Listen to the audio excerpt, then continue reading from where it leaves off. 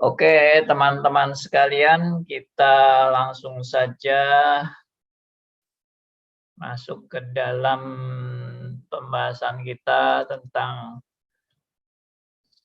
signifikansi mujizat kesembuhan ilahi bagi orang percaya. Ya, sudah sesi ke-10 ini. Tanpa sadar,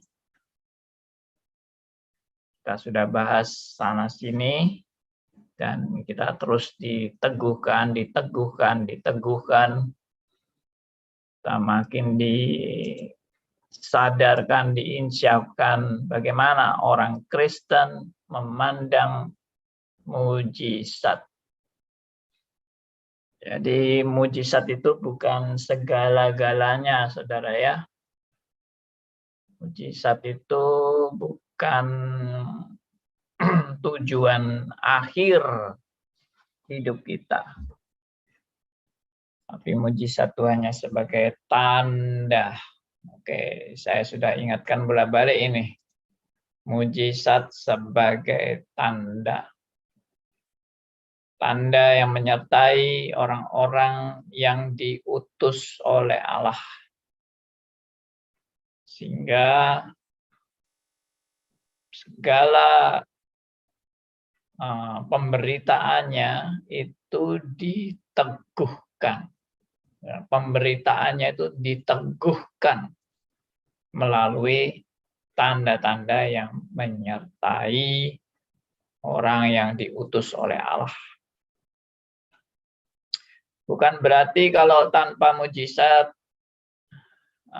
Tuhan tidak berdaya atau kuasa Tuhan kurang nyata, tetapi itu memang yang Tuhan mau nyatakan kepada manusia yang serba terbatas, penuh kekurangan, manusia yang membutuhkan memang hal-hal yang dia bisa lihat, meskipun Tuhan Yesus mengatakan berbahagialah orang yang percaya walaupun tidak melihat. Ya. Namun tetap manusia membutuhkan apa yang dia bisa lihat, meskipun ada yang memang secara istimewa mendapat anugerah tanpa melihat pun tetap percaya. Tapi kalau mau jujur, ya kita ada sebagian besar dari kita membutuhkan apa yang kita lihat, apa yang kita alami, apa yang kita rasakan. Juga itu suatu kebutuhan manusiawi yang normal. Tapi ada tapinya.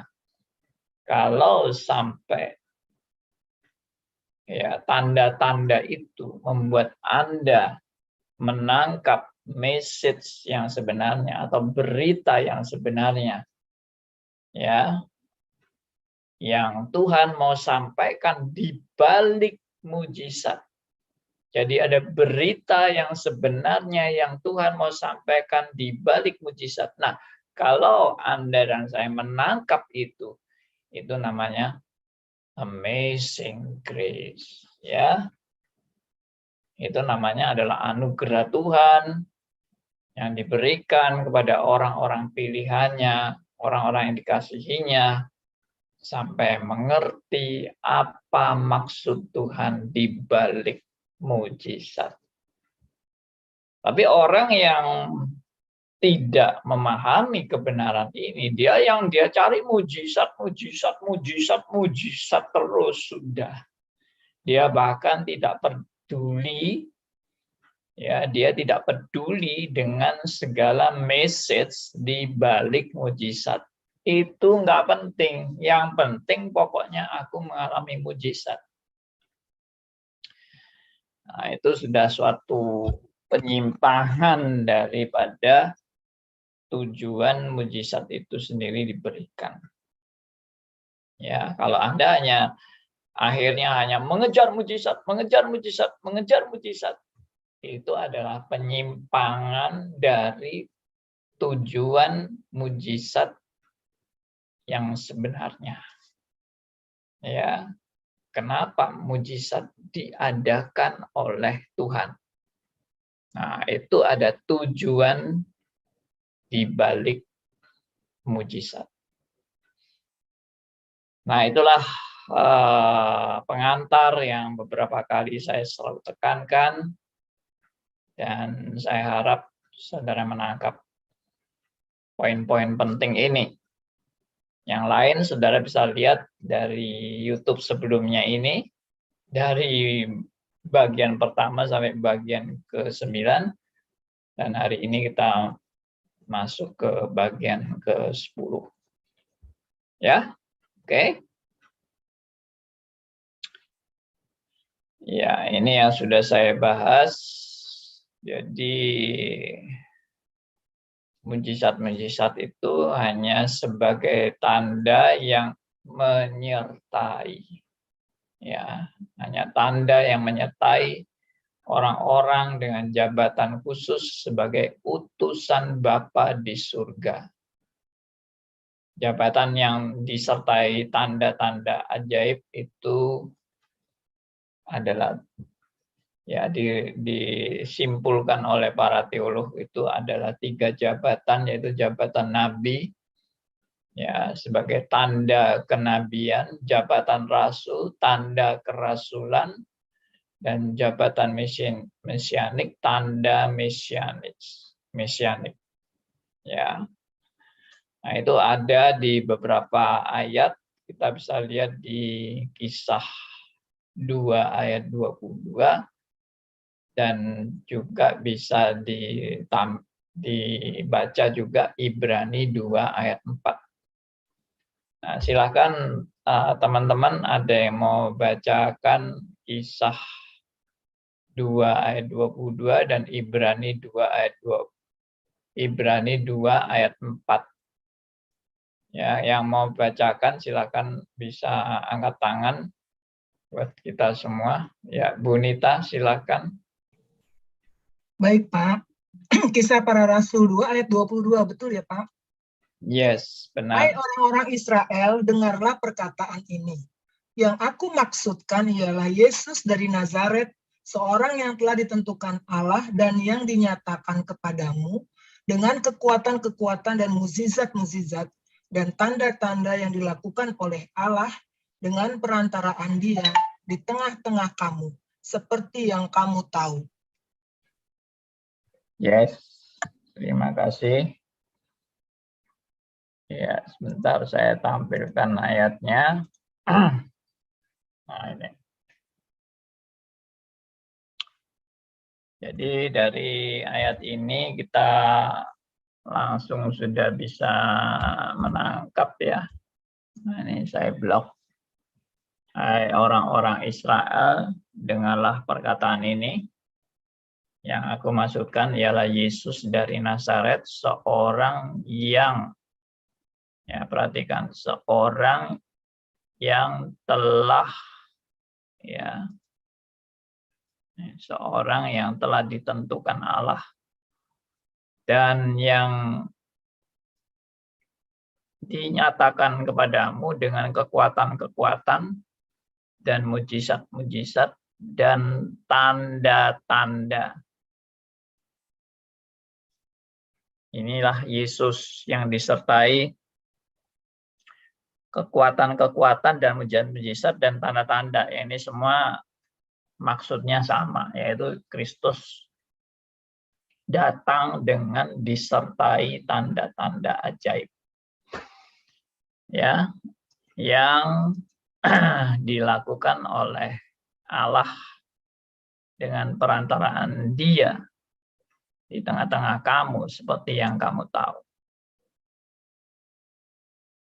Jadi, bagaimana Kristus diutus dan diteguhkan, ya, untuk menyampaikan misi dari Allah, misi kerajaan Allah. Ya, Kristus diteguhkan dengan disertai tanda-tanda. Ya itu sudah hukumnya Tuhan. Maka dengan demikian, sekali lagi, sasaran kita bukan mencari tanda. Sasaran kita adalah di balik tanda ada message atau ada berita apa yang mau disampaikan. Ada kebenaran apa yang mau diajarkan. Ya, ada pesan-pesan Tuhan apa yang mau disampaikan kepada umatnya. Itu yang seharusnya saudara nangkep. Ya kan, kalau nggak nangkep itu ya saudara nggak sampai kepada tujuan. Boleh dikata saudara hanya melihat tanda, tapi saudara tidak sampai kepada tujuan. Itu justru kasihan banget. Ya, seperti itu justru ya nggak nyampe gitu loh, istilahnya nggak nyampe. Kamu mau ke Jakarta, kamu menemukan tanda arah, tanda lalu lintas arah ke Jakarta. Dan ternyata setelah kamu menemukan tanda itu kamu puas, tapi akhirnya kamu nggak sampai ke Jakarta. Karena kamu dengan tanda itu aja udah puas dan kamu berhenti di tanda itu sendiri.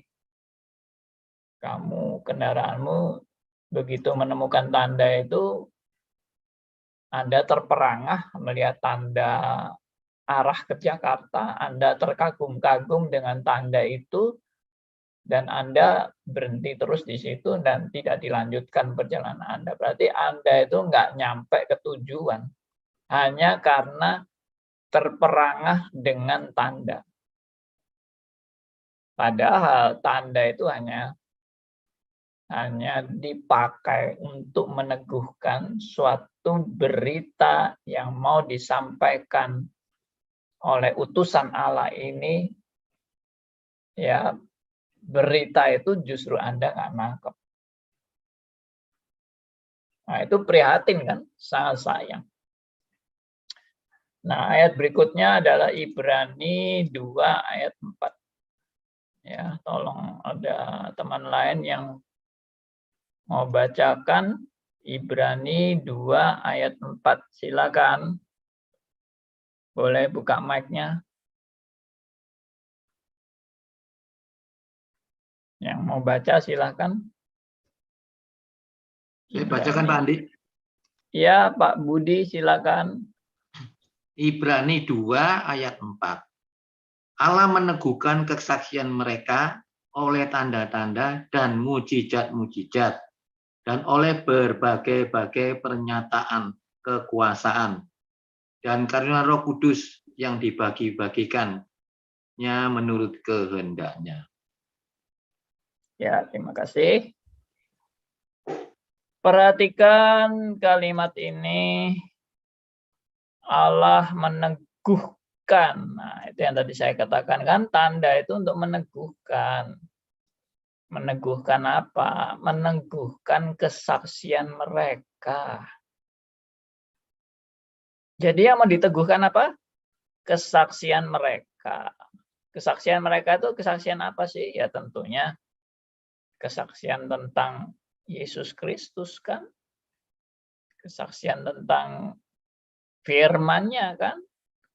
Jadi itu message-nya, itu yang tadi saya bilang ada berita di balik tanda, ada message di balik tanda. Nah, tapi message itu perlu diteguhkan.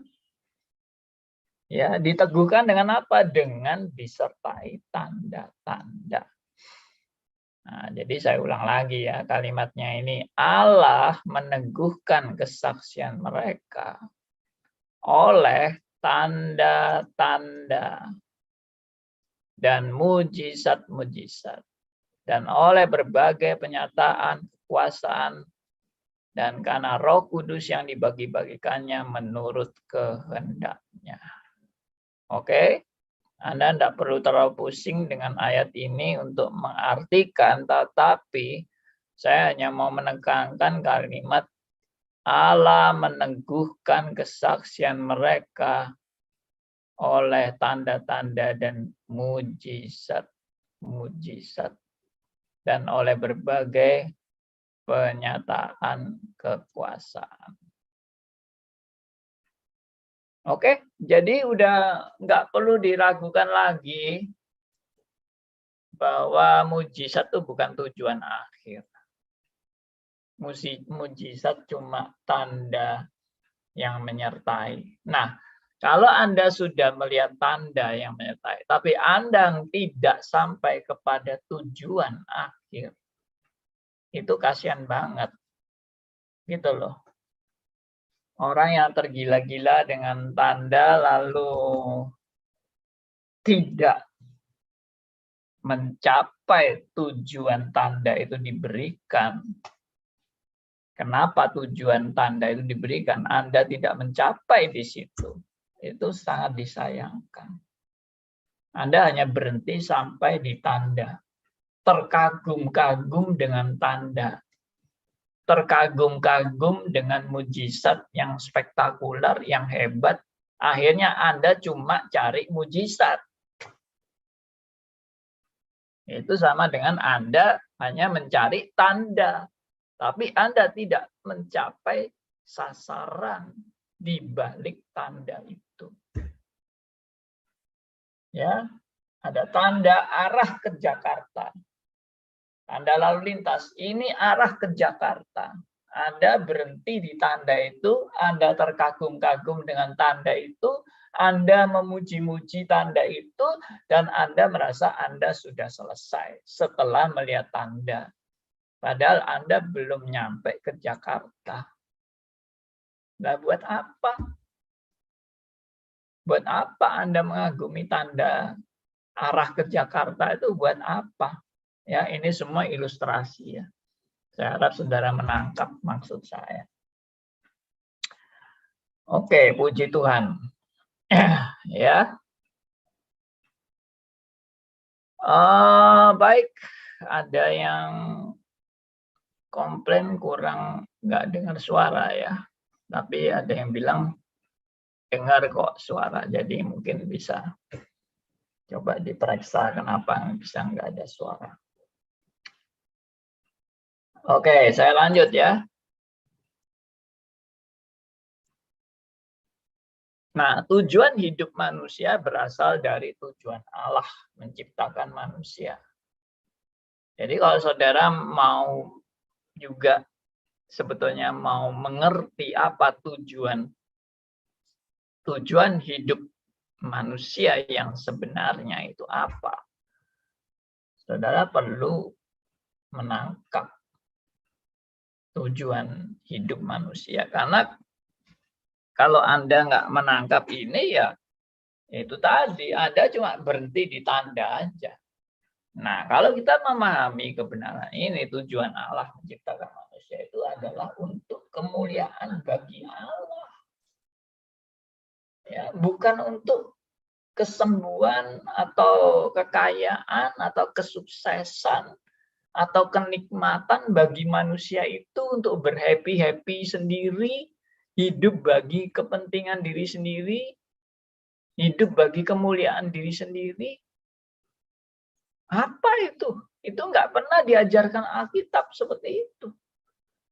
Allah menciptakan saudara dan saya supaya saudara dan saya diciptakan untuk kemuliaan bagi Allah pencipta langit dan bumi.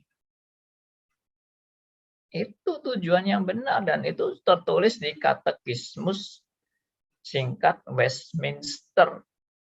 Di pertanyaan pertama bahkan di situ dipertanyakan apakah tujuan manusia hidup? Apa?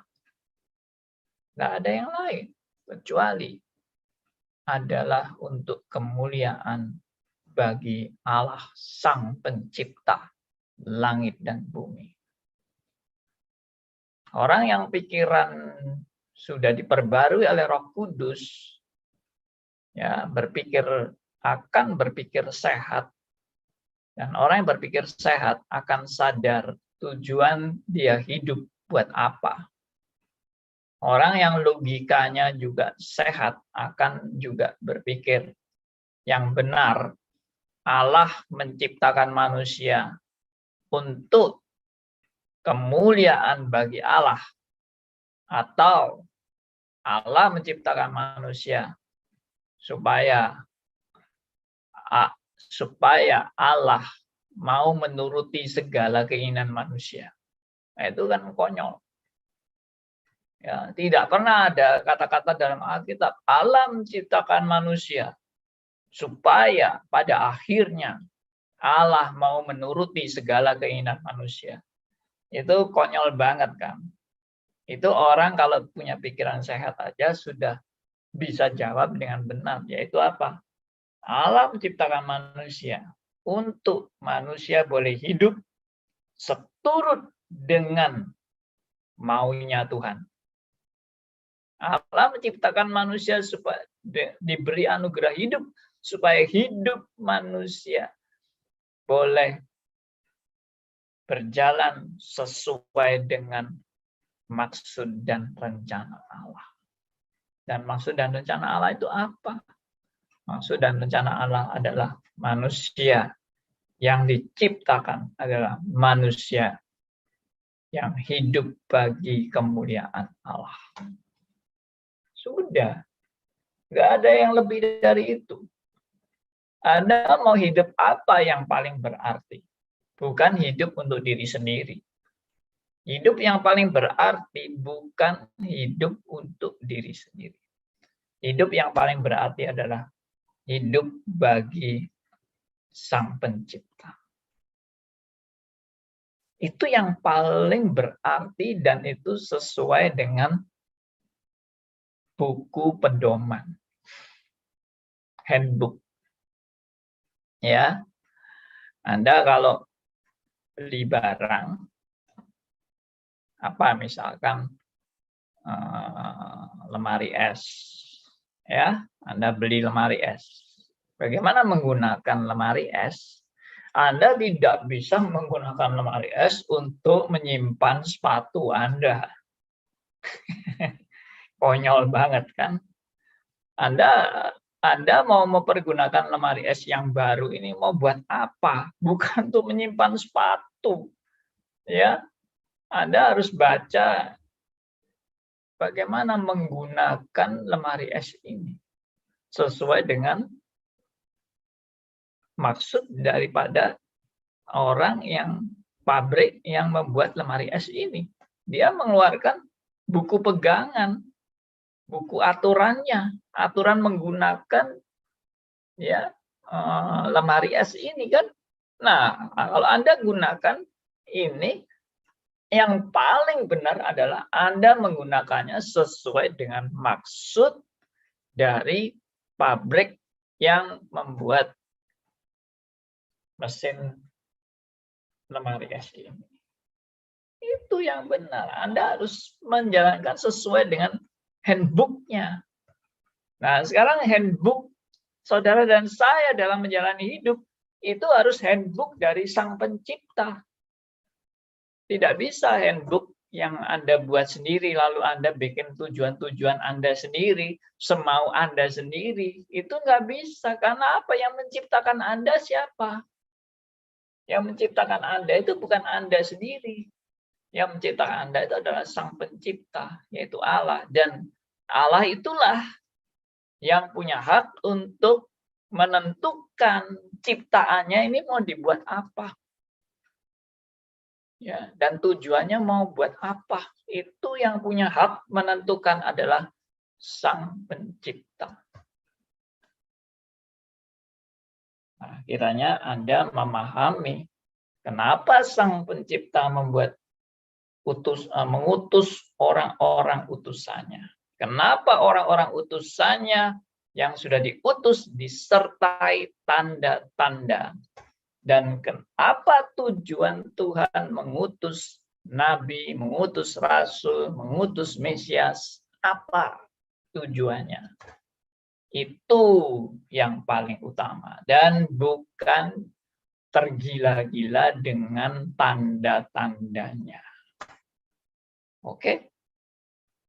Jadi kalau Anda sudah percaya dan menangkap maksud dan tujuan yang sebenarnya dari Allah mengutus orang-orang yang diutus, termasuk Mesias yang diutus, Anda sudah menangkap tujuannya, maka tanda bukan lagi hal yang mutlak harus Anda alami atau Anda melihat tanda itu. Nggak perlu, karena Anda sudah tahu apa tujuan yang sebenarnya dari Allah mengutus orang-orang yang diutusnya. Sama seperti saya sudah kasih ilustrasi, Anda mau dari Surabaya ke Jakarta, Anda sudah hafal jalannya. Kalau di sini nanti belok kanan, kalau di situ nanti kiri lagi, kalau di situ masih terus lagi.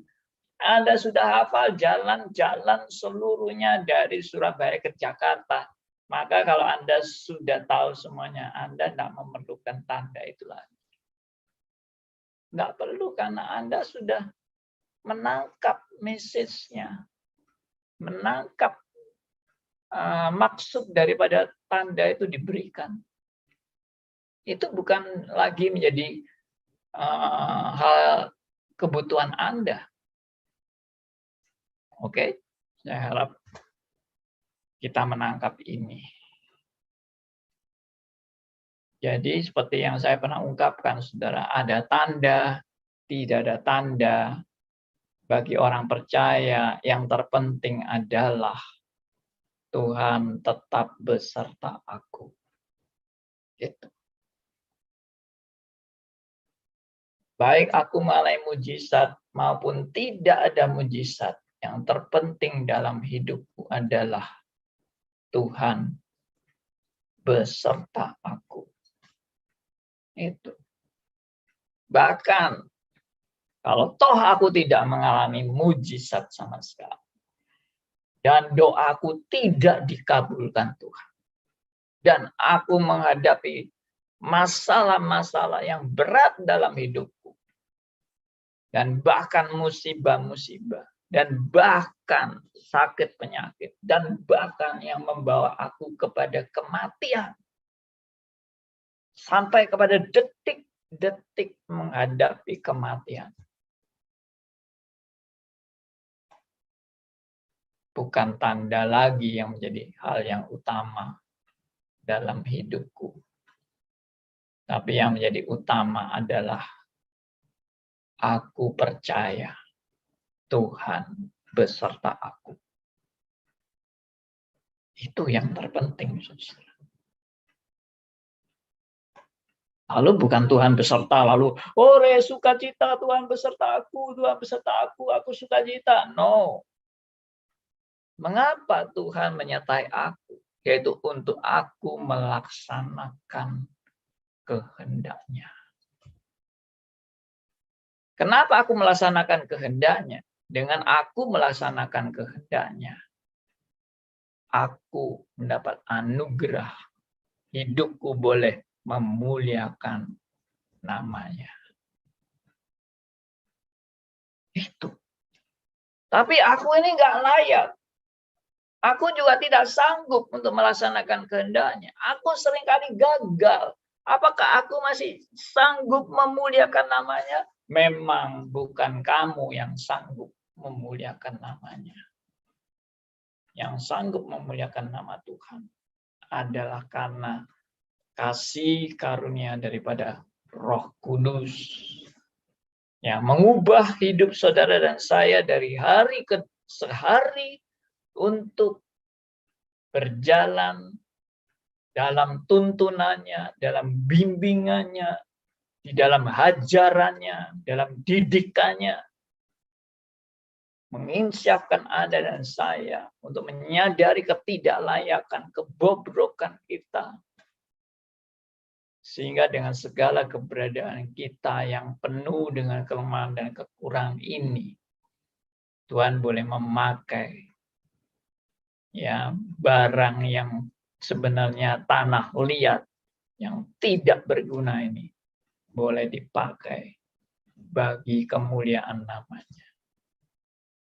Itu yang luar biasa.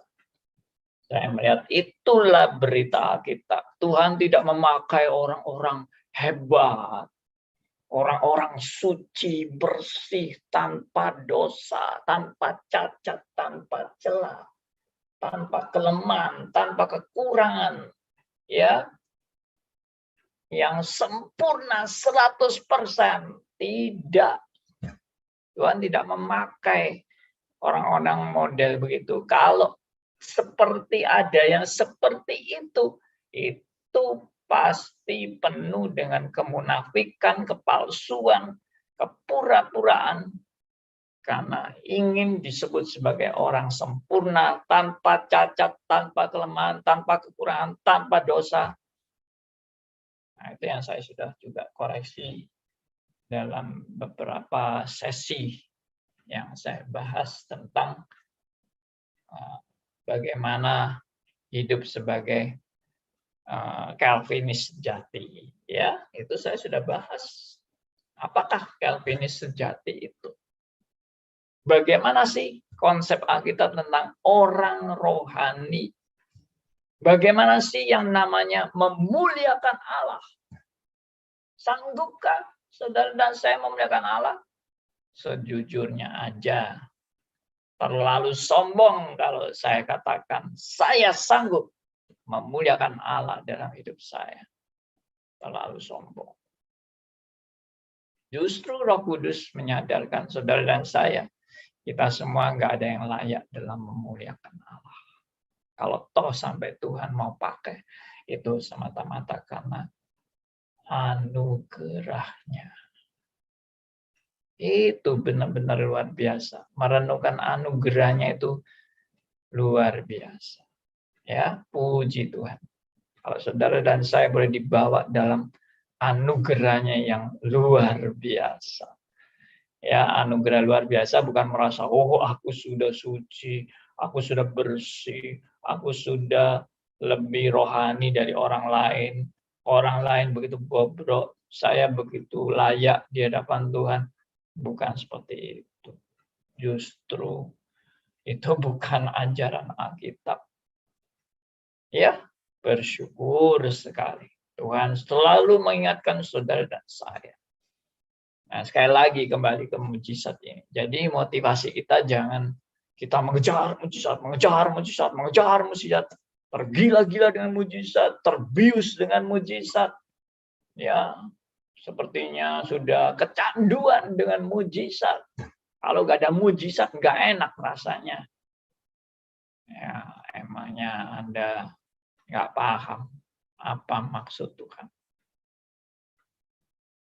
Selain itu, memang teman-teman sudah banyak memberi input pandangan mujizat. Apa sih mujizat itu? Sehari-hari itu kita mengalami mujizat sebetulnya. Ya benar, dari sisi itu, amin. Sehari-hari kita itu setiap kali, bahkan setiap detik kita mengalami mujizat.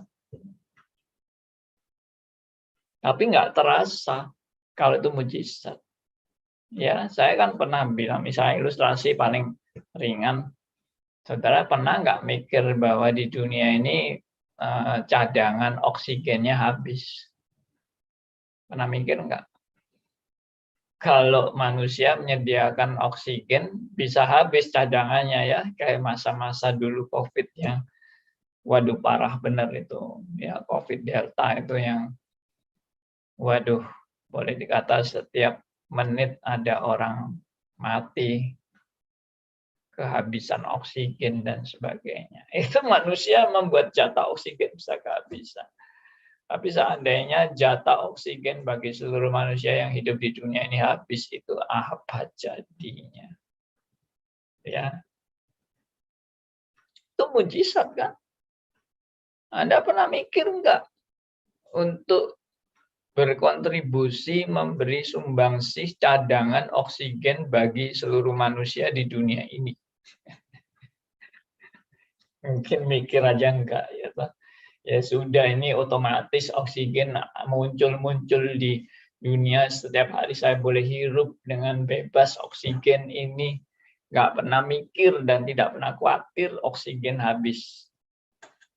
Padahal itu sangat penting sekali oksigen. Ya kan? Saudara bisa hidup di ruang hampa tanpa udara. Matilah. Saudara dan saya dalam cuma berapa menit atau enggak sampai menit, ya berapa puluh detik itu udah menggap-menggap, ya seperti ikan yang kehabisan oksigen juga, menggap-menggap juga ikan itu ya. Oke.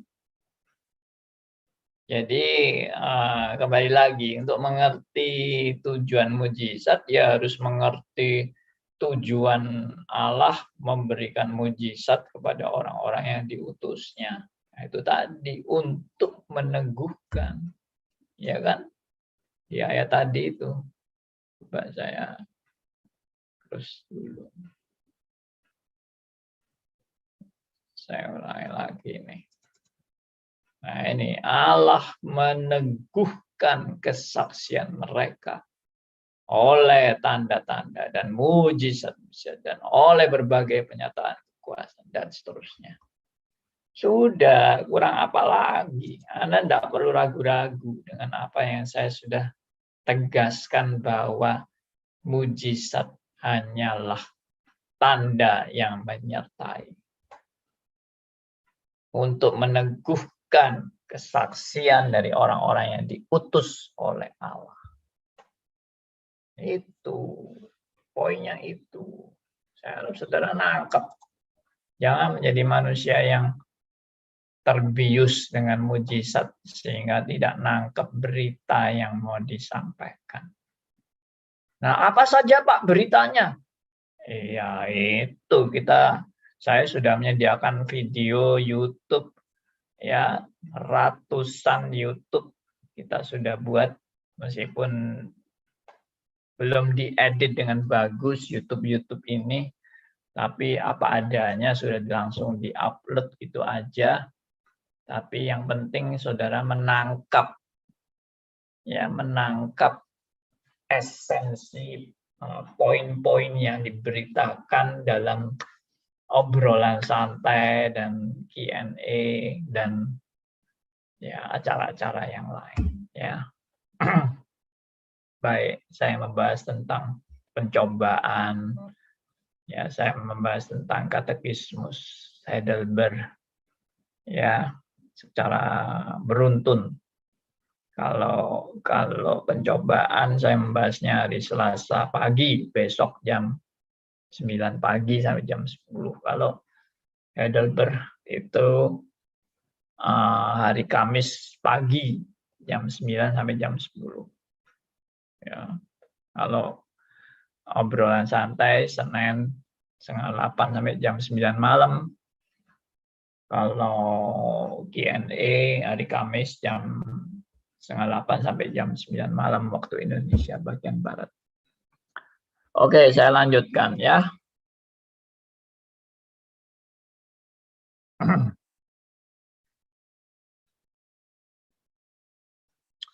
Hanya, oke, ini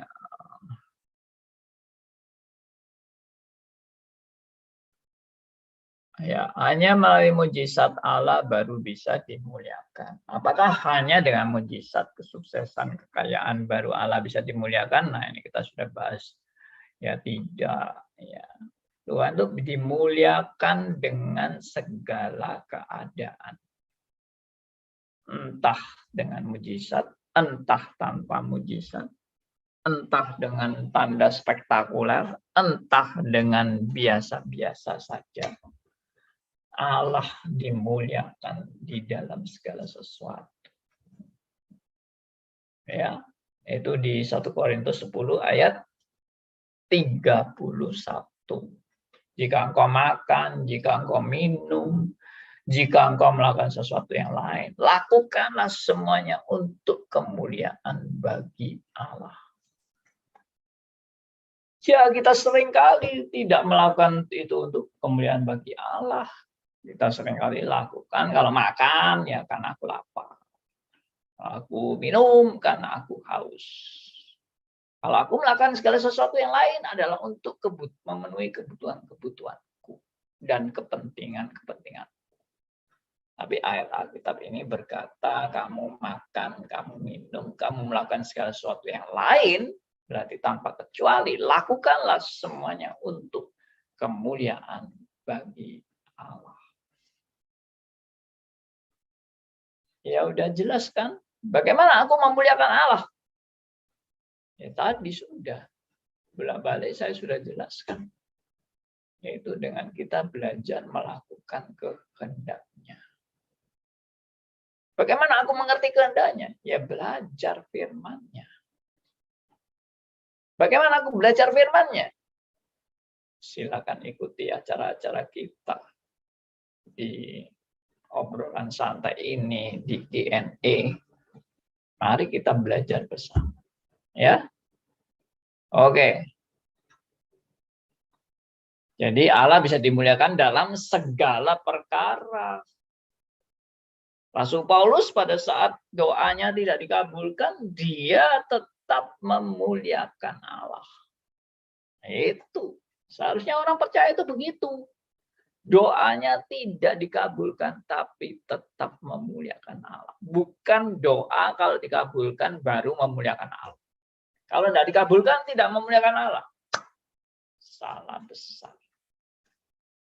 Ya. Doa dikabulkan, Anda memuliakan Allah. Doa tidak dikabulkan, Anda tetap memuliakan Allah. Loh, kenapa begitu? Kan tidak dikabulkan. Dengan doa tidak dikabulkan, Tuhan tetap punya maksud.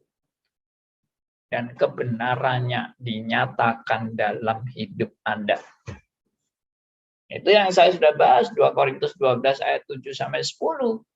Bahwa ada duri dalam daging, dan Rasul Paulus ingin minta supaya duri dalam daging itu, yaitu utusan iblis itu dicabut dari hidupnya, dari tubuhnya dia. Dicabut saja duri dalam daging. Tuhan bilang, cukuplah kasih karuniaku bagimu. Sebab di dalam kelemahanlah kuasaku menjadi nyata. Itu yang Tuhan mau. Justru dalam kelemahan, kuasa Tuhan makin nyata. Di dalam ketidakberdayaan, tangan Tuhan yang menopang hidup Anda dan saya, itulah yang membuat orang memuliakan Allah.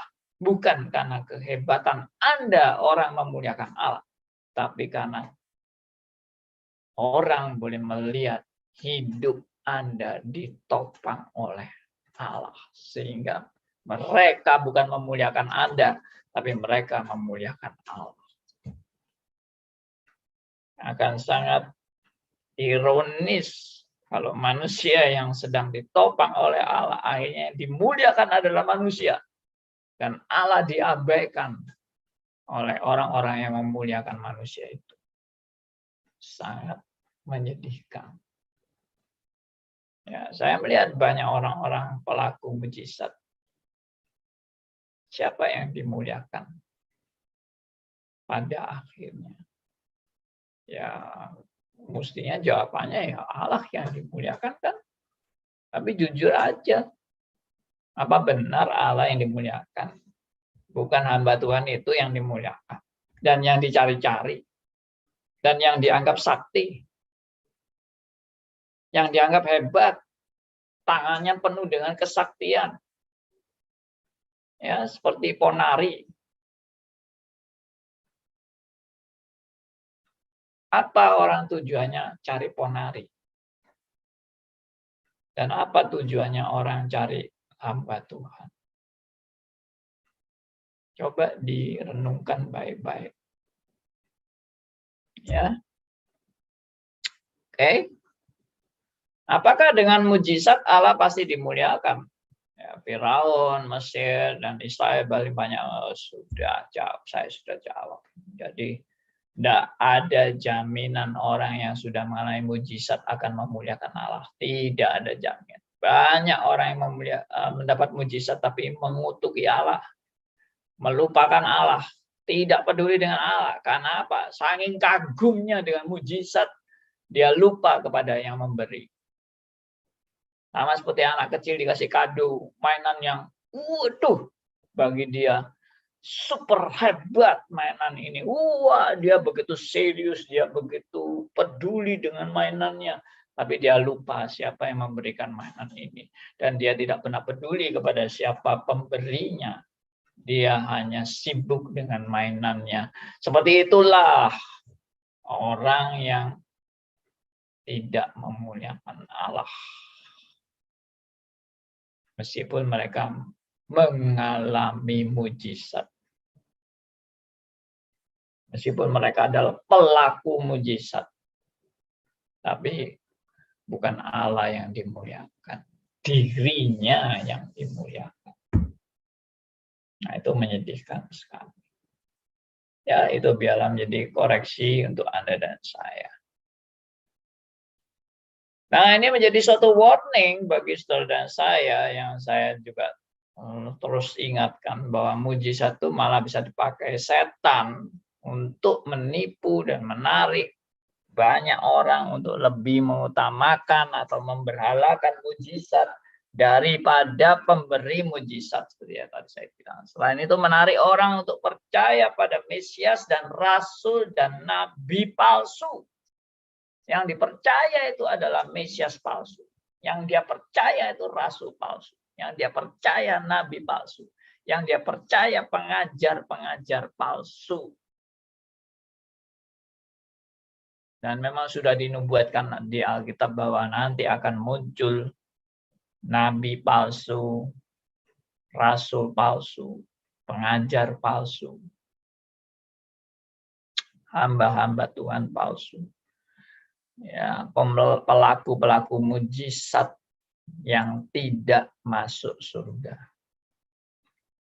Saya sudah pernah buat tema itu dan sudah lihat sendiri di YouTube.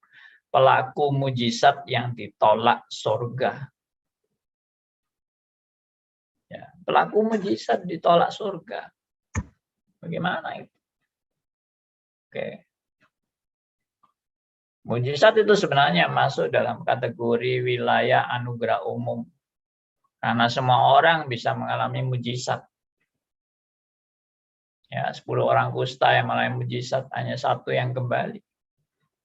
Semua yang mengalami mujizat juga akhirnya bisa sakit lagi dan mati. Mujizat tidak menyelamatkan.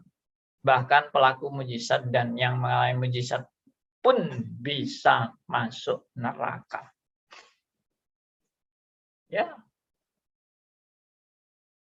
Tidak menutup kemungkinan pelaku mujizat masuk neraka. Dan tidak menutup kemungkinan yang mengalami mujizat juga bisa masuk neraka. Karena bagi dia yang terpenting adalah mujizat, mujizat, mujizat. Bukan message di balik mujizat. Bukan berita, bukan kabar baik di balik mujizat.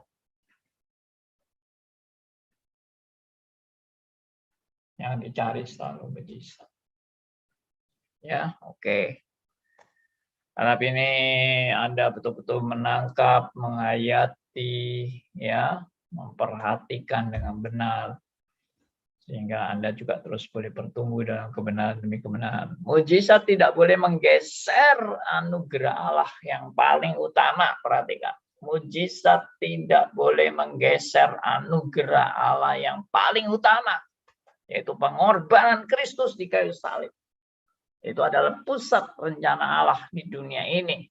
Untuk melakukan mujizat, Tuhan Yesus cukup dengan berkata saja. Ya, langsung mujizat terjadi. Cukup dengan berkata. Tetapi untuk menebus dosa manusia, Tuhan Yesus tidak bisa menyelesaikan itu hanya dengan berkata.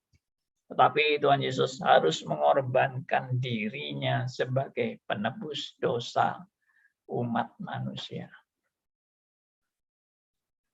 Ini juga berita kebenaran yang harus saudara dan saya menghayatinya, merenungkannya, dan menerapkan dalam kehidupan Anda dan saya. Bahwa jangan sampai gara-gara aku tergila-gila dengan mujizat, maka anugerah Allah yang terpenting dalam hidupku tergeser nilainya, dan mujizat menjadi yang paling utama, pengorbanan Kristus menjadi hal yang kurang utama atau tidak penting. Yang penting itu mujizat. Pengorbanan Kristus itu hanya ya awal-awalnya aja. Jadi bahkan ada yang dibalik ya, saudara-saudara ya. Konsepnya begini. Kamu selamat itu hanya tahap pertama dari proses Tuhan memberi anugerah kepadamu. Sekali lagi, ya, pengorbanan Kristus itu atau keselamatan jiwamu itu hanya tahap pertama dari seluruh proses keselamatan yang Tuhan mau buat dalam hidupmu. Tapi setelah Anda selamat, kalau Anda cuma selamat lalu titik, itu hidupmu itu nggak menangkap yang paling penting. Hal yang terpenting adalah setelah kamu selamat, hidupmu akan berlimpah-limpah dengan mujizat-mujizat, ya, dengan hal-hal spektakuler, luar biasa, kehebatan-kehebatan untuk Anda dipakai bagi kemuliaan Allah. Hidup Anda jadi berkat, saluran berkat, banyak orang disembuhkan, ya. Dan Anda bisa bernubuat, Anda bisa mempunyai penglihatan dan sebagainya. Apakah itu benar? Berarti keselamatan itu hanya tahap awal. Jadi orang Kristen kalau cuma dapat keselamatan miskin itu. Hidup Kristen yang miskin kalau orang Kristen cuma dapat keselamatan Tapi harus ditambah dengan kelimpahan mujizat, baru itu hidup berkelimpahan. Jadi bukan hanya keselamatan, tetapi mujizat yang hebat itu baru betul-betul memuliakan Allah. Kalau Anda cuma dapat keselamatan, tapi Anda miskin, Anda sakit-sakitan, Anda tidak berhasil, hidup Anda gagal dalam usaha Anda, bagaimana Anda bisa memuliakan Tuhan? Ajarannya kelihatannya benar dan bersemangat sekali. Tapi itu ajaran yang menyesatkan, ngawur, ngacau. Bagaimana pengorbanan salib Kristus kalau cuma dapat itu adalah kemiskinan dalam hidup orang percaya. Kurang ajar banget. Ya. Pengorbanan Kristus di kayu salib itu paling mahal daripada semuanya. Kalau Anda tidak mengalami mujizat, tapi Anda mengalami pengorbanan Kristus di kayu salib, yang membuat Anda bisa percaya dan menerima anugerah keselamatan, itu lebih mahal dari semua mujizat yang Anda bisa alami. Entah kesembuhan, entah kesuksesan, entah kekayaan, kemakmuran, keluarga bahagia, apapun, tidak ada yang lebih mahal dari pengorbanan Kristus di kayu salib. Jangan dibalik. Anda kalau cuma dapat pengorbanan Kristus di kayu salib, itu miskin. Anda harus ditambah dengan mujizat baru Anda kaya raya. Saya akan balik. Meskipun Anda mulai mujizat. Tapi kalau Anda tidak mengalami pengorbanan Kristus di kayu salib, semua mujizat omong kosong dan nol nilai. Tidak ada gunanya. Itu persis seperti kata-kata Tuhan Yesus. Untuk apa seluruh manusia di dunia ini memperoleh, untuk apa seseorang mendapatkan seluruh dunia ini, harta dunia dia dapatkan, tapi dia kehilangan nyawanya. Apa gunanya? Nggak ada gunanya. Saya juga bisa analogikan dengan kalimat ini. Apa gunanya seorang mengalami mujizat hebat, spektakuler dalam hidupnya, tapi dia tidak mengalami pengorbanan Kristus di kayu salib? No use, tidak ada gunanya. Tapi Kalau orang sudah mengalami pengorbanan Kristus di kayu salib, bagi dia mengalami mujizat atau tidak mengalami mujizat, itu bukan hal yang penting lagi. Oke, saya harap Anda belajar menjadi orang yang beriman, menjadi orang yang betul-betul kembali kepada firman, dan itulah yang diberitakan Alkitab. Anda jangan tanya saya, Pak, ayatnya mana, ayatnya mana. Baca aja ayat-ayat Alkitab. Saya sudah sering membagikan ayat-ayat Alkitab juga. Ya, lihat ayat Alkitab Matius 7 ayat 21 sampai 22 itu.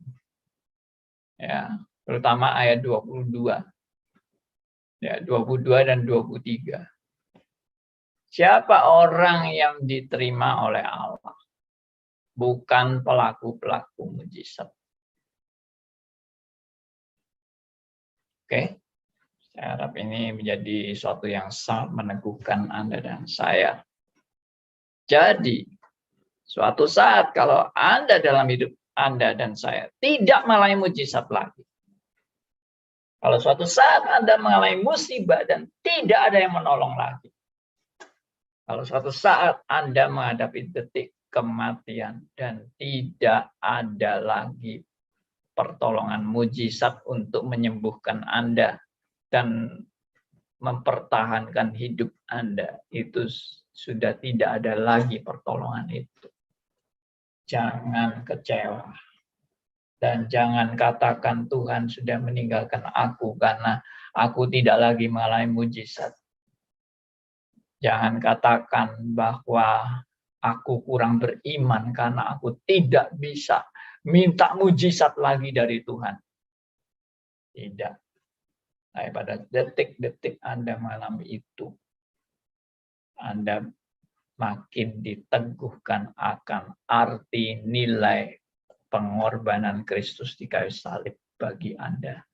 Itu melebihi semua mujizat-mujizat, melebihi semua harta benda, melebihi semua kesuksesan dan keberhasilan hidup Anda.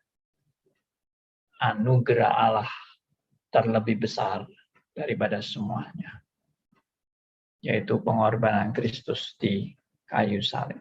Tuhan memberkati kita semua. Saya belum selesai membahas tentang mujizat, tapi kalau ada yang mau meresponi, ada yang mau meneguhkan ya kebenaran-kebenaran firman yang sudah saya bagikan ini, ada yang mau bertanya dan sebagainya, saya beri kesempatan.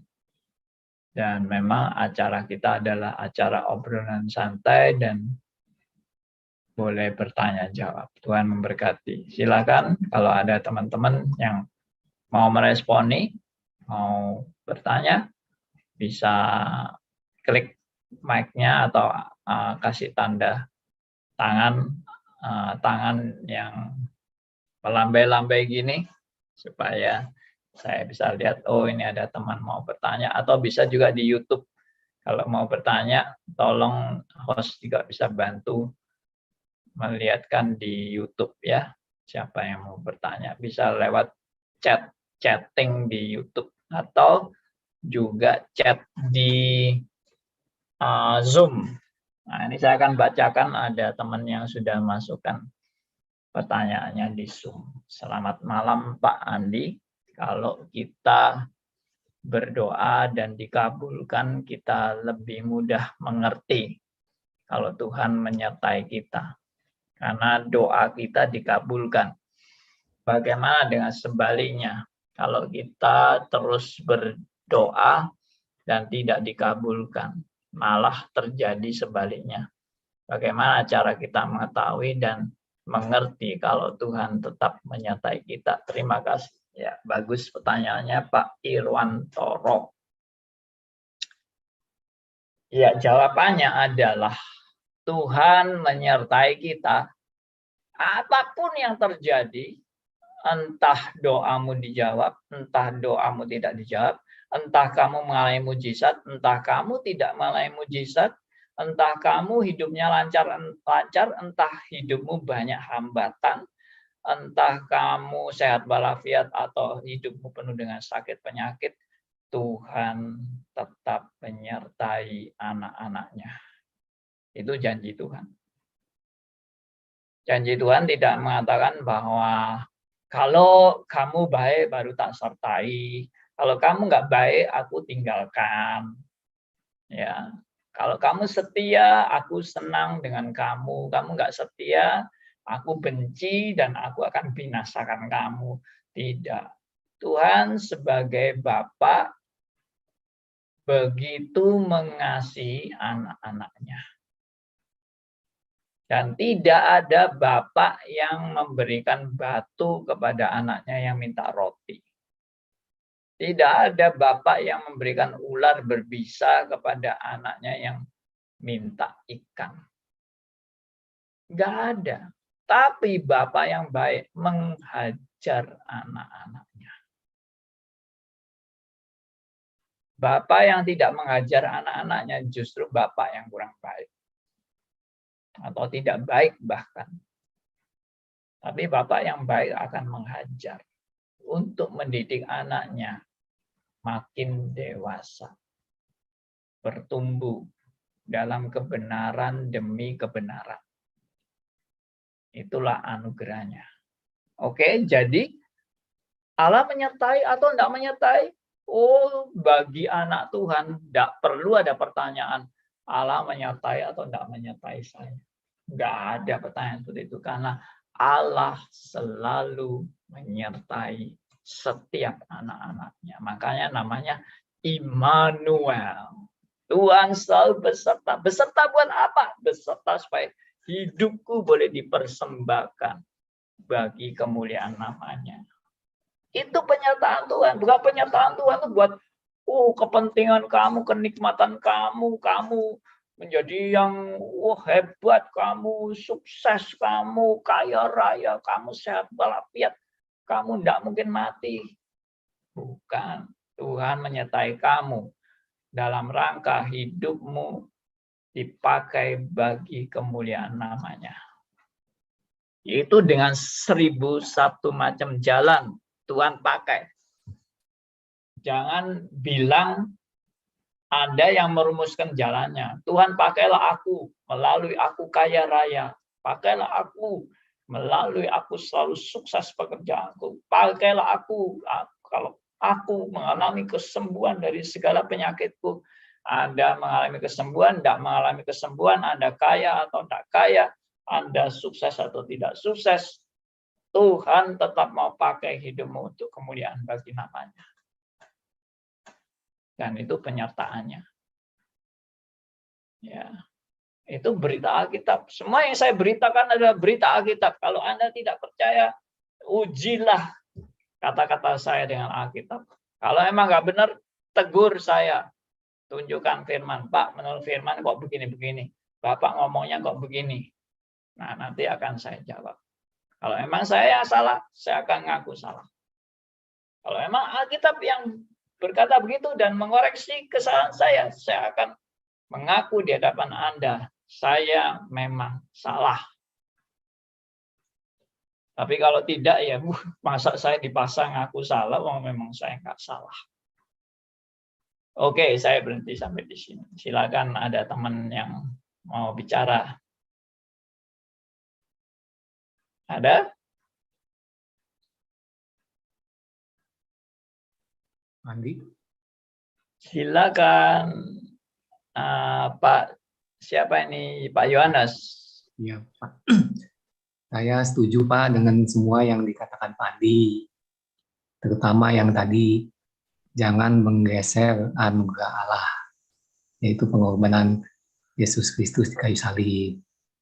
Termasuk yang tadi, manusia melalui mujizat, tetap manusia yang lemah bisa nanti dia yang meninggikan diri, bukan memuliakan Allah. Ya. Terus 1001 cara untuk dipakai memuliakan Allah, bukan menurut keinginan kita. Setuju sih, Pak. Cuman saya mau sedikit berpendapat. Kalau kita orang biasa-biasa saja ya Pak ya, terus kita hidupnya baik, lurus, ini ceritanya sempurna loh Pak ya, walaupun kenyataannya kan nggak sempurna, selalu ada lemahnya. Ini ceritanya kita sempurna lah, lurus hidupnya. Seperti Tuhan Yesus waktu masih muda itu kan luar biasa tuh di bait Allah, bisa menjelaskan bermacam-macam, memang dikagumi kan. Iya. Tapi kalau cuman kita sejauh begitu, termasuk Tuhan Yesus, kalau tidak melakukan mujizat ya Pak ya, mungkin akan agak lain Pak, pengikut-pengikutnya. Kekagumannya agak kurang Pak. Tapi karena Tuhan Yesus melakukan mujizat, bisa, wah, pokoknya yang di luar kemampuan manusia, seperti dia menculikan yang buta, menyembuhkan yang lumpuh diturunkan dari atap, gitu kan, membangkitkan orang mati, dan menyembuhkan dengan berbagai cara, di samping kesaksian hidupnya yang luar biasa, itu menambah poin sih Pak. Sangat menambah poin mungkin iya sih Pak. Soalnya pernah ada, ya seperti Jack Ma kan. Jack Ma kan terkenal nih Pak sekarang Pak. Dia pernah berkata begini, apa yang saya katakan, ya langsung di screenshot sama orang, diedarkan kemana-mana. Kata-kata Jack Ma lo ini. Gitu. Padahal dulu juga saya katakan, pada waktu saya masih kere itu, kata-kata yang bagus itu, ya dicuekin orang. Cuman sekarang Jack Ma sudah jadi orang terkaya di China. Kata yang sama bisa beda loh responnya orang loh, katanya gitu Pak.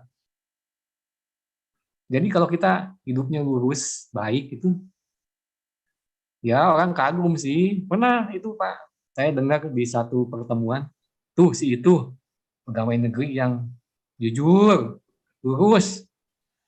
Ya cuman hidupnya begini-gini aja. Sudah pensiun, dia masih dipakai sih di pegawai negerinya itu. Ya tetap bekerja di koperasi. Gitu Pak, pujiannya. Memang mukanya cerah, orangnya segar, muslim lupa itu. Lurusnya orangnya, ya ngobrol sama dia enak loh Pak. Di dalam hati kita ada rasa kepercayaan. Oke. Ya, nah maksudnya saya, kalau hidupnya sudah baik sekali, ditambah orangnya sukses, kaya, bisa melakukan ini dan itu, akan lebih didengar orang lah gitu Pak. Poinnya itu sih Pak. Oke. Baik. Terima kasih untuk input dari Pak Yohanes yang kritis ya.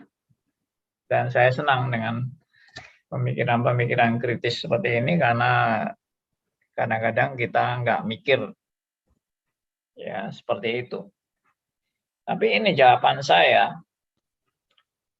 Memang secara umumnya orang memandang kalau orang kaya itu wah diberkati, hidupnya baik, wah hidupnya bagus, perhatian pada orang yang tidak punya, mungkin suka membantu, dermawan, ya penuh dengan berkat-berkat, kata-katanya juga berhikmat, dan sebagainya. Wah banyak orang perhatian, banyak orang yang datang sama dia.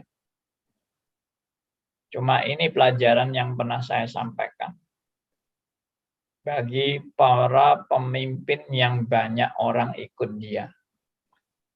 Jangan terlalu cepat senang kalau orang-orang pada mengikut dan mengekor pada Anda. Gara-gara Anda sukses, Anda hebat, Anda luar biasa, Anda kaya raya, Anda diberkati, Anda mengalami segala, wah pokoknya mujizat apa segala macam juga. Jangan cepat-cepat senang kalau banyak orang ikut Anda gara-gara itu. Karena Tuhan Yesus juga pernah Saya barusan aja kan membahas tentang Tuhan Yesus yang begitu banyak orang mengikut Yesus karena melihat mujizat-mujizatnya. Tapi Tuhan Yesus tahu hati manusia. Ya, yang ikut Tuhan Yesus itu, Tuhan Yesus tahu siapa mereka. Mereka orang-orang yang tidak bisa dipercaya. Mereka itu ikut apa motivasinya ikut? Mereka menghargai Yesus itu buat apa menghargai Yesus? Ada udang di balik batu atau udang di balik rempeyek. Ya, itulah manusia. Yesus tidak pernah senang dengan banyak orang yang mengikut dia gara-gara mujizat. Ya. Nah, jadi kalau orang ikut atau perhatian dengan kita gara-gara saking hebatnya kita itu sehingga orang terkagum-kagum dan memperhatikan kita atau menghargai kita atau diberi nilai plus pada kita. Begitu orang itu tidak mendapatkan apa yang dia harapkan dari kita, langsung kecewa, langsung habis, langsung lenyap, bahkan bisa 180 derajat orang itu memusuhi kita dan ingin membunuh kita. Karena itulah manusia, ya kan? Tuhan Yesus kan juga gitu. Tuhan Yesus juga sadar benar. Siapa sih orang yang memuji-muji dia? Yang memuliakan dia? Hatinya mereka bagaimana sih? Ya, hati Petrus aja Tuhan tahu. Yang meskipun mereka menyangkal semua, aku tetap akan mengikut engkau. Aku siap mati bersama dengan engkau. Aduh Petrus. Ya, ingatlah sebelum ayam berkokok 3 kali, kamu sudah menyangkal aku 3 kali. Tuhan tidak pernah bangga dengan Petrus yang terkagum-kagum dengan Tuhan Yesus. Karena Tuhan Yesus ini hebat sekali ya, guru yang hebat sekali ya, bisa diandalkan ini ya. Nah, pada waktu Tuhan Yesus disalib, semua sudah pada lari semua. Dan disitulah sebetulnya iman kita diuji. Iman kita kalau hanya bersandar kepada hal spektakuler, begitu hal spektakulernya lenyap, iman kita juga ikut lenyap. Kalau iman kita hanya bersandar pada mujizat, begitu mujizatnya nggak muncul lagi, iman kita ikut lenyap. Karena iman kita bersandar pada mujizat. Nah, Tuhan justru tidak membangun iman dengan mujizat. Salah. Mujizat itu bukan membangun iman. Mujizat itu cuma tanda yang meneguhkan. Yang membangun iman itu siapa? Dan apa? Yang membangun iman itu adalah firman-Nya dan Roh Kudus. Pekerjaan Roh Kudus itu yang membangun iman. Firman-Nya yang meneguhkan iman yang benar dan sejati, bukan iman palsu yang cuma bersandar pada tanda-tanda mujizat. Iman yang bersandar pada tanda-tanda mujizat itu iman palsu. Karena begitu mujizatnya hilang, imannya ikut hilang. Nah, dialah ini meneguhkan kita. Ya, tidak lalu mabuk dengan mujizat. Saya tidak katakan bahwa kita tidak percaya mujizat. Saya sudah bolak-balik bilang, saya percaya mujizat.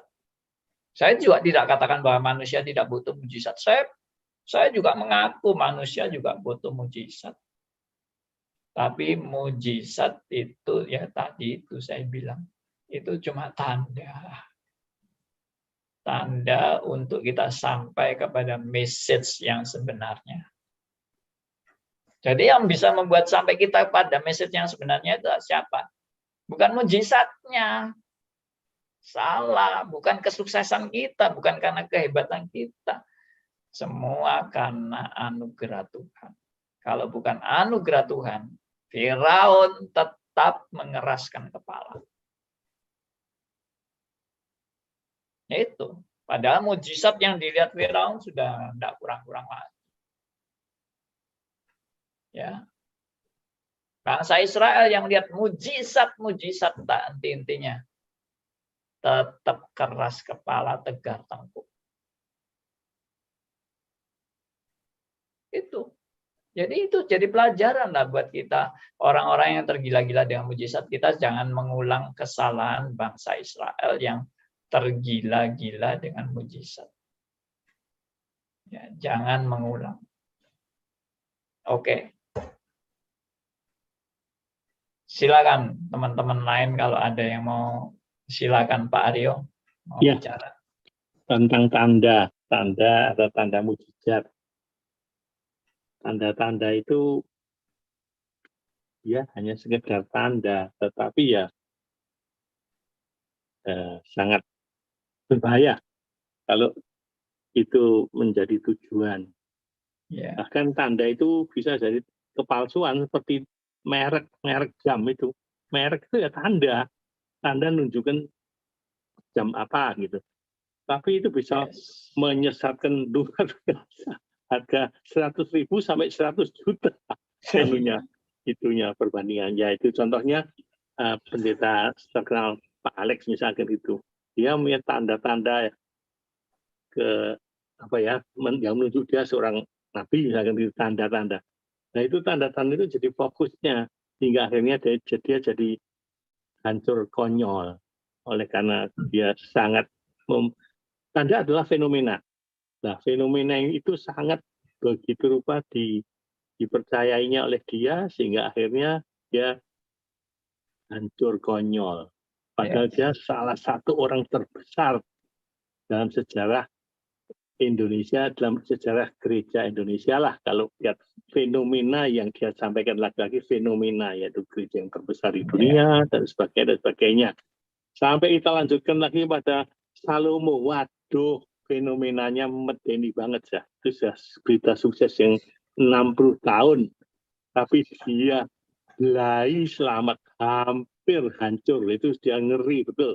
Sampai dia berseru sia-sia, bayang sesuatu fenomena yang begitu hebatnya dijumpai pada akhirnya sebagai sesuatu yang sia-sia. Itu suatu ungkapan jeritan hati yang kaget banget.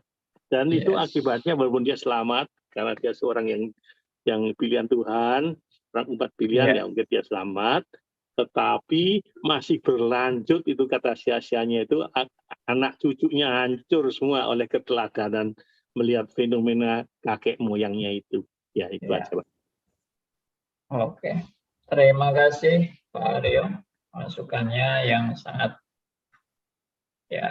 berharga buat kita ya, untuk mengingatkan kita ya bagaimana sih fenomena yang terjadi itu, bagaimana sikap kita, jangan kita terkecoh, terjebak bahkan dengan fenomena palsu dari setan untuk menyesatkan kita semua.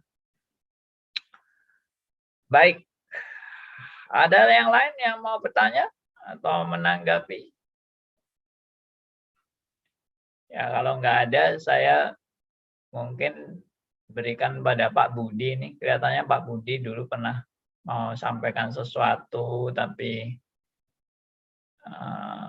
tertunda ya. Bagaimana Pak Budi? Mic-nya tolong bisa dibuka. Atau Pak Budi sudah lupa yang mau disampaikan apa? Ini mic-nya belum dibuka. Ya, silakan. Ya sebenarnya setelah saya ikutin terus, kan 2 kali saya absen Pak Andi. Ya. Nah, terus saya ikut di YouTube tentang lanjutannya ke 8 ke 9 itu, akhirnya terjawab Pak Andi. Masalahnya seperti ini, saya kan hanya gabung beberapa kali gitu, jadi masih belum ngeh lah apa yang sebenarnya dimaksud dengan tanda mujizat yang berkenan kepada Allah atau tanda mujizat yang semu seperti tadi tanda-tanda yang kita bisa tadi Pak Andi katakan berhenti kalau kita ke Jakarta lihat tanda. Kelihatannya seperti itu, Pak. Jadi masalahnya seperti ini. Ini pribadi, Pak, masalahnya. Dulu saya waktu masih kecil itu pernah, kalau orang Jawa di sini itu katanya kerasukan gitu, Pak. Kerasukan benda-benda halus gitu. Nah, itu waktu masa kecil. Karena waktu itu saya suka layangan, Pak. Nah, kalau layangan itu karena saya orang kampung, jadi teman-teman bersepakat untuk ya istilahnya cari lahan yang besar gitu. Nah, kami akhirnya pergi bersama-sama teman-teman ke satu lahan yang sekarang itu kelihatannya di barat itu, di Tandes itu. Nah, kami waktu itu mainin enggak peduli dengan lapangan itu tempatnya gimana, pokoknya lihatnya ada musuh-musuh layangan ya kita langsung main di situ. Nah, itu ternyata yang kita lapangan yang kita main itu kuburan, Pak. Nah, pulang dari situ besok paginya itu saya menurut mama saya itu nggak sadar diri gitu loh, kayak nginggau apa gitu. Nah, terus di kampung saya itu ada satu perempuan ya sudah ibu-ibu itu suka kerasukan gitu. Nah, terus dia lewat di rumah saya, dia bilang sama mama saya, anakmu sakit ya, dia bilang gitu. Iya sakit. Coba bawa ke situ, dia bilang gitu. Nah, itu terjadi mujizat, Pak. Saya dikasih air minum itu disuruh ngelemparin kayak pelok itu loh, Pak. Terus ada penerjemahnya di samping, terus dikasih segelas air. Nah, di gelas air itu saya suruh lihat. Ternyata mujizat itu ada, Pak. Kalau menurut Pak Andi kan, setan-setan itu bisa mengadakan mujizat. Nah, di gelas itu saya kelihatan sama teman-teman itu layangan, Pak. Nah, terus dia bilang sama pembantunya yang kerasukan itu bilang, diminum, dia bilang gitu. Kalau kamu diminum itu selesai, kamu sembuh ya sembuh, kalau enggak sembuh. Nah, itu yang saya tanyakan itu kemarin yang saya belum mengerti itu, tapi setelah saya ikuti Pak Andi YouTube yang ke-89 itu saya tahu memang mujizat itu bisa terjadi di mana-mana. Setan pun bisa. Saya cuma ingin menegaskan di situ aja. Jadi kita bukan nggak percaya sama mujizatnya setan, ada itu memang. Nah, itu ada. Oke. Nah, sekarang pertanyaan yang saya tanyakan itu kemarin juga terjawab juga di Pak Andi itu, apapun berdosaan kita itu kalau kita sudah mengaku dosa itu sudah nggak ada dosa lagi gitu, Pak. Itu menurut saya. Karena saya kan sudah kayak kerasukan arwahnya setan-setan itu, Pak. Nah, saya mau tanyakan, apa saya perlu ditengking seperti gereja-gereja karismatik? Oh, kamu itu harus ditengking, kalau nggak ditengking nggak bakal keluar. Nah, itu, Pak. Iya. Nah, itu. Karena 2 kali saya mengalami itu. Satu yang dukun kuku, Pak. Nah, itu waktu itu anting-antingnya mama saya itu hilang, terus saya diajak ke dukun kuku. Nah, di dukun kuku kukunya ada filmnya ya. Iya, diosir-osir hitam-hitam. Terus disuruh lihat. Waktu itu saya masih kecil ya, kira-kira umur 8-9 kali ya. Bisa kelihatan itu ada orang yang ngambil tapi bayangannya hitam semua. Nah, hal itu membuat saya itu kebayang terus, waduh, saya ini kemasan roh-roh seperti ini nih setelah terima Kristus bisa hilang enggak? Tapi kembali lagi jawaban itu ada di tempatnya Pak Andi kemarin. Orang kerasukan apapun, kalau Tuhan Yesus bilang, keluarlah, itu sudah hilang ya, Pak. Betul gitu, Pak Andi? Iya. Oke. Itu pengalaman yang ganjel itu, Pak. Tapi sudah terjawab sama punya Pak Andi sendiri. Terima kasih, Pak Andi. Iya, oke. Terima kasih, Pak Budi. Wah, ini teman badminton saya dulu ini ya. Iya, Pak Andi. Iya. Ya, kita percaya ya, apapun yang terjadi dalam hidup kita, Karena sekarang kita sudah ditangkap oleh Kristus, maka masa lalu kita ini semua sudah terputus, ya. Segala hubungan-hubungan dengan kuasa gelap dan sebagainya semua terputus karena kita sudah di dalam Kristus. Jadi nggak usah takut lagi, wah ini dulu nenek moyangku begini, aku pernah ke dukun, apa segala macam. Sudah, pokoknya kalau kita sudah benar-benar dalam Kristus, ya. Tuhan Yesus bilang apa? Kalau anak itu memerdekakan kamu, kamu sungguh-sungguh merdeka. Ya, berarti yang bisa memerdekakan siapa? Ya Kristus. Dan kalau kita sudah di dalam Kristus, itu justru tanda kita sudah dimerdekakan oleh Kristus. Karena kita sudah di dalam Kristus. Jadi tidak usah doa pelepasan, apa itu, waduh, sampai tunggu, sampai harus muntah-muntah, ya toh. Sampai nanti menggelepar, ya. Ya, saya cukup saja bertanya kepada Pak Budi. Pak Budi ini sudah terima Yesus sebagai Tuhan dan Juru Selamat pribadi atau belum? Iya, Ya, kalau Pak. sudah, ya sudah selesai. Tuhan melindungi Anda dan memberkati seluruh hidup Anda. Amin, amin. Ya. Thank you, Pak Andi. Ya. Oke. Demikian teman-teman, sudah jam 9 ini. Andi, oh ya, silakan Bu Nita. Pak, ini saya sangat-sangat bersyukur ya, malam ini itu mukjizat sembuhan ilahi itu jadi mata saya dicelikkan lagi, Tuhan yang membuka semuanya, Tuhan yang mengerjakan semuanya. Saya jadi secara pribadi itu menyatakan bahwa mukjizat yang terindah bagi anak-anaknya, anak-anak Tuhan ya, orang-orang percaya ya Pak. Ya. Itu sebenarnya mukjizatnya adalah dia sudah menang atas maut. Dia sudah mengalahkan maut. Itu mukjizat yang paling indah dan paling ajaib. Iya. Tanpa mukjizat dia mengalahkan maut, kita tuh sudah nggak ada artinya apa, sudah habis, musnah.